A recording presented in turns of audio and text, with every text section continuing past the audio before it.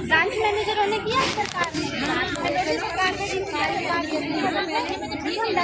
को अब इसीलिए हम ये करना चाह रहे क्योंकि ब्रांच मैनेजर को जवाब देने उन्हें पता ही नहीं है, वो कह रहे हमें नहीं पता। क्या ऐसा हो सकता है कि ब्रांच खोल के बैठे हुए थे उन्हें कुछ नहीं पता?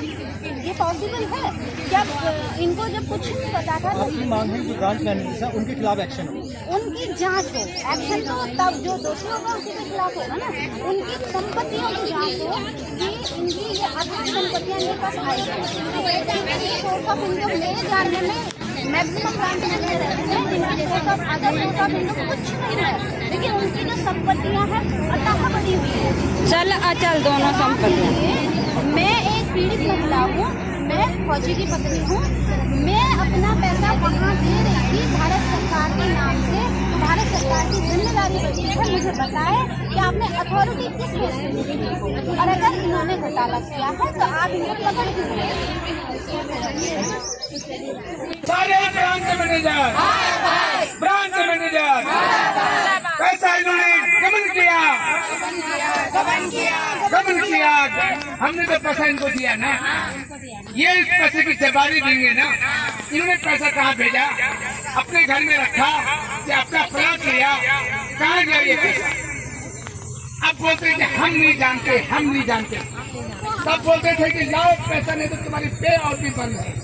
बोलते थे कि नहीं बोलते थे?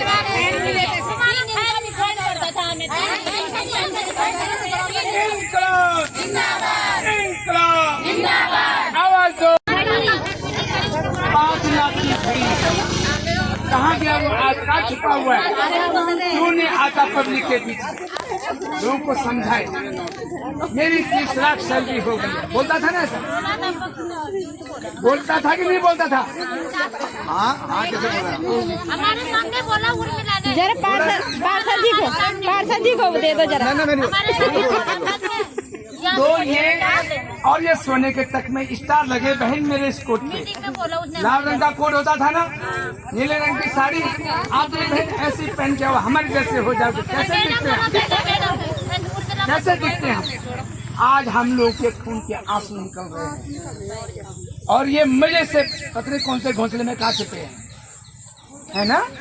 तो ठीक बोला सर जी ने। सबसे पहले एक अच्छी राय दी ब्रांच मैनेजरों को, क्योंकि मैनेजर को तो सब चीज का ज्ञान होना चाहिए। ऐसे बनते बने मैनेजर, जब उनको नॉलेज था, उनको पता था ये बंद होने तो क्यों इन्होंने पैसे ले लाख? मेरा खुद 1,70,000 का लाख जुलाई महीने में 29 जुलाई को है ना। देखो ना, मैंने 10 लाख डाले हैं। अब उन्हें डाले नहीं डाले, हमको बेवकूफ बनाया। कैसे सब लोग हम लोग 10 लाख डाला, जिनको पता नहीं था उनका पैसा डाल रखा, वो अपना खुद का तो ऐसे करके इन लोगों ने हमको भला फंसाया। पार्टी करते थे, वहाँ से पैसे हमसे लेते थे ना, पार्टी में भी, और बोलते थे कि यहाँ तो ये हाँ, एक आगे 500 जो अपने साथ में लिया ना, 2-4 और उनका फ्री कर देंगे। पार्टी करी वहाँ हमसे लिया, हम तो गए नहीं वहाँ पार्टी में। 500 रुपए दे दो। हाँ, जो नहीं जाए उसके पैसे कटेंगे।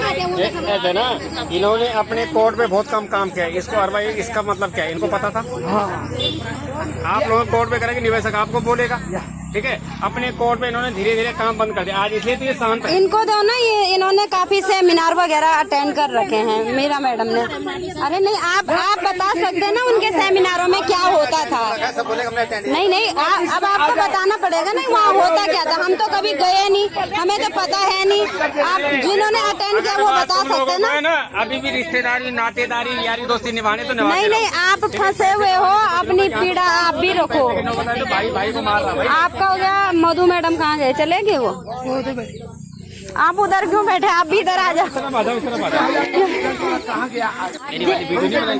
बिना बनाई मैंने बनाई। देखो एक बात और है, जिनके ज्यादा पैसे हैं ना वो आगे बैठे, जिनके ज्यादा पैसे वो पहले आगे वही लोग बैठे जो लीडर हैं, अचीवर हैं। ब्रांच मैनेजर तो खैर आते नहीं है, पर लीडर, अचीवर और जिनका बिजनेस ज्यादा ना वो आगे आओ।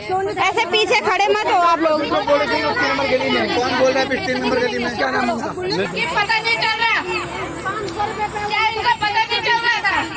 अगर हमने पूछा था तो ये बोलते ना कि आप कि कस्टमर का मत बताओ और अपना पैसा बचत रखो। आप हमें ऐसे अनुशासन हो रहा, हम इनको गलत नहीं बोल रहे। हम उत्तम सर को नहीं जानते हैं, समीर मेरा पैसा चाहे ब्रांच में ऋषिकेश ब्रांच में मैंने जमा किया। मैं और कुछ नहीं जानती हूँ, और इससे आगे मुझे जैसे भी हो हम इस शुद्ध सही अपने भाई बहनों तक हम इन लोगों को गाँव का लेके गए, जिन्होंने हमें मजबूर किया गाँव लेके गए।